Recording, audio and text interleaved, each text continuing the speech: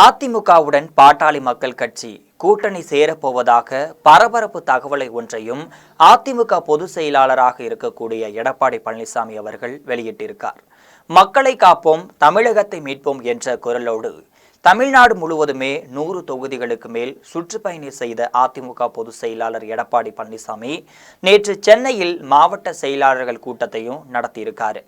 இந்த கூட்டத்தில் அனைத்து மாவட்ட செயலாளர்கள் மற்றும் நிர்வாகிகள், முன்னாள் அமைச்சர்கள் மற்றும் பலர் கலந்துகிட்டதாகவும் சொல்லப்படுது.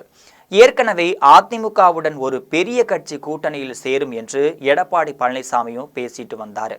இந்த நிலையில தான் நேற்று நடைபெற்ற மாவட்ட செயலாளர்கள் கூட்டத்தில் எடப்பாடி பழனிசாமி பரபரப்பான ஒரு தகவலையும் வெளியிட்டிருக்காரு.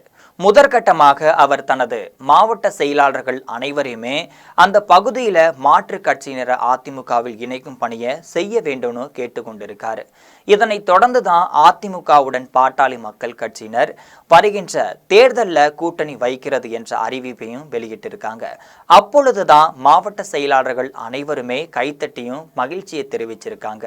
இருந்த போதிலுமே மாவட்ட செயலாளர்கள் மத்தியில தான் ராமதாஸ் தலைமையில ஒரு பாட்டாளி மக்கள் கட்சி, அன்புமணி தலைமையில ஒரு பாட்டாளி மக்கள் கட்சி என செயல்படுவதாக குறிப்பிட்டும் கேள்வியும் எழுப்பியிருந்தாங்க.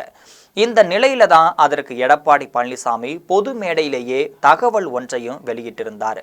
பாட்டாளி மக்கள் கட்சியில் நடப்பது குடும்ப சண்டைதான். வெகு விரைவிலேயே மருத்துவர் ராமதாஸ், மருத்துவர் அன்புமணி ஆகியோர் ஒன்றாக இணைவார்கள் என்றும் சொல்லியிருந்தார். ஒன்றாக இணைந்த பாட்டாளி மக்கள் கட்சி நம்முடன் இணைய போகிறது என்ற பலத்த கைத்தட்டலுக்கு மத்தியிலும் பேசியிருந்தார்.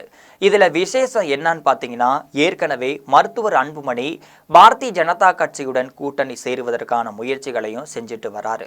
இது தொடர்பாக அவர் உள்துறை அமைச்சர் அமித்ஷாவிடம் பேசியும் இருக்காரு. அதே சமயம்தான் அமைச்சராகும் தந்தை மகன் இருவரும் ஒன்று சேர்ந்தால்தான் கூட்டணி பற்றி பேசலாம் என்று அமித்ஷா அவர்கள் சொல்லிவிட்டதாகவும் தெரிய வந்திருக்கு.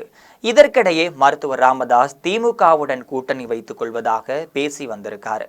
இருந்த போதிலுமே அதற்கு திமுக தரப்புல பதிலும் எதுவும் தெரிவிக்கவில்லைன்னு சொல்லப்படுது. இந்த சூழ்நிலையில தான் அதிமுக பொதுச் செயலாளராக இருக்கக்கூடிய எடப்பாடி பழனிசாமி தெரிவித்திருக்கும் தகவல் தற்பொழுது தமிழக அரசியலில் புதிய பரபரப்பையும் கிளப்பி இருக்கு.